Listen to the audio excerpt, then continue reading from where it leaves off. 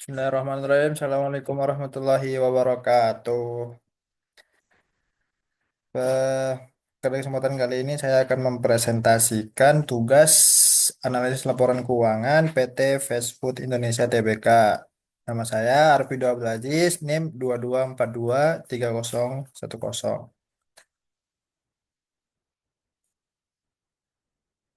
Di soal yang pertama itu menghitung rasio bank syariah. Terlampir tugas di sini.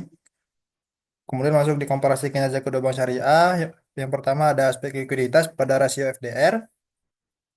Kedua bank menunjukkan tingkat likuiditas yang dikategorikan cukup sehat.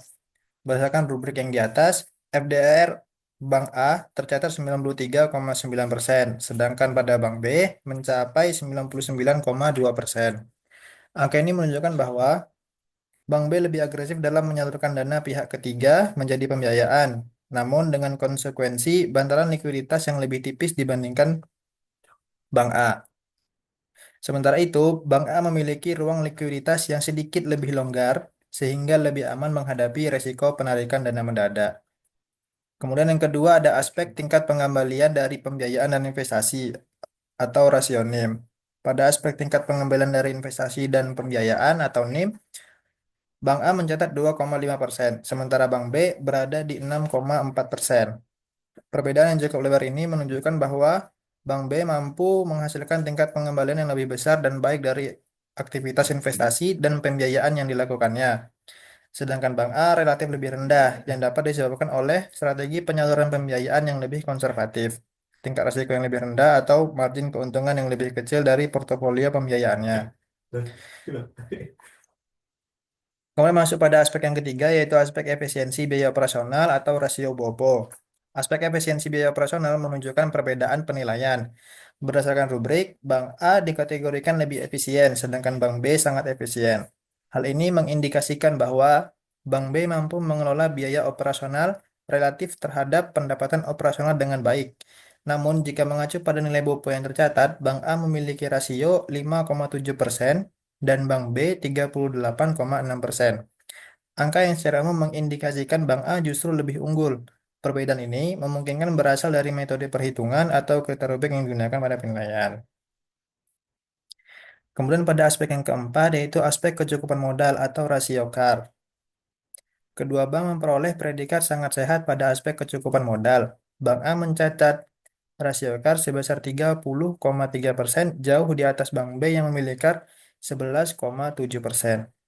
Perbedaan ini menunjukkan Bank A memiliki kapasitas permodalan yang lebih besar untuk menyerap risiko dan mendukung ekspansi usaha, sementara Bank B tetap berada pada batas aman meskipun ruang manuvernya lebih terbatas.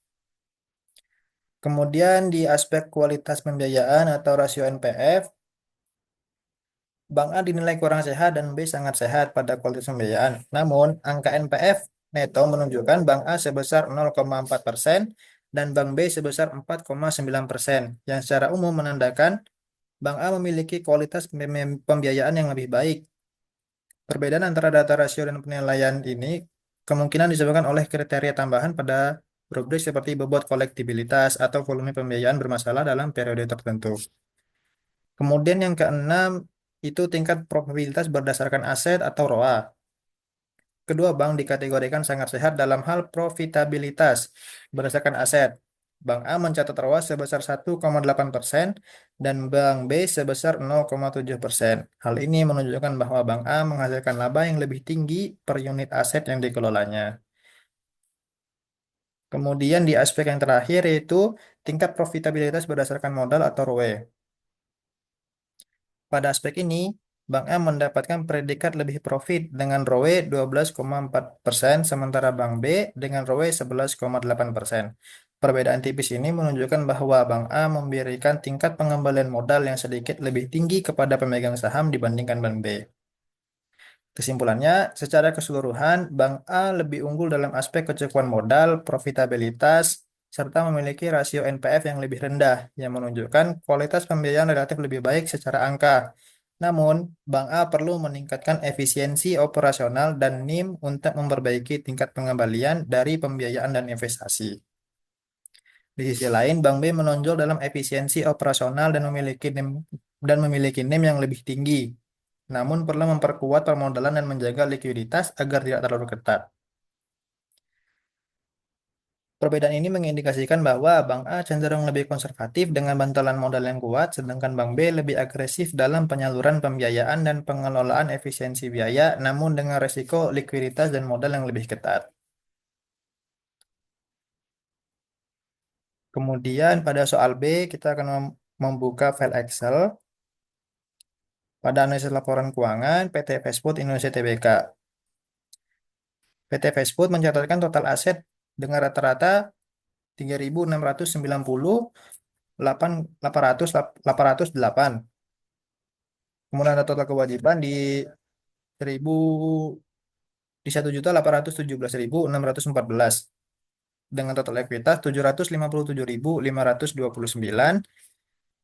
Kemudian pendapatan 5.377.217 dengan laba kotor 3.158.679. Laba operasi minus 344.014.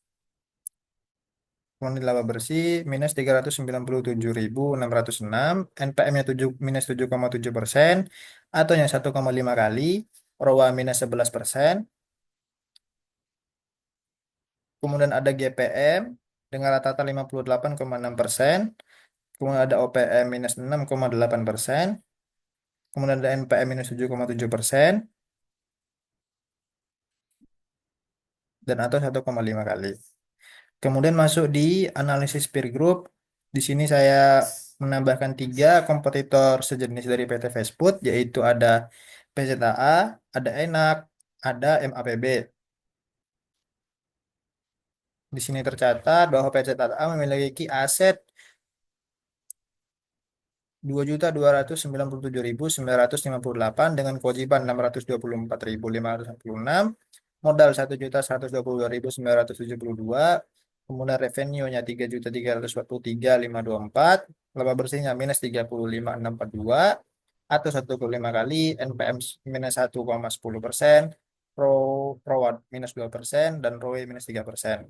Kemudian PT Enak atau tercatat 0,7 kali, NPM 1,3%, ROA 1,8% dan ROE 7,1%. Di perusahaan MAPB tercatat rasio keuangan ATO 1,2 kali, NPM 0,4%, ROA 0,7%, ROE 1,0%. Kemudian pada valuasi tercatat di sini kesimpulannya adalah dengan harga saham 328 dan nilai valuasi dengan menggunakan pembobotan 48,6, itu perusahaan PT Fast Food mencatat sebagai under value. Kemudian valuasi tanpa pembobotan 65 juga tercatat sebagai under value. Mungkin sekian yang dapat saya sampaikan. Lebih dan kurang mohon maaf. Bila taufiq wa hidayah. Wassalamualaikum warahmatullahi wabarakatuh.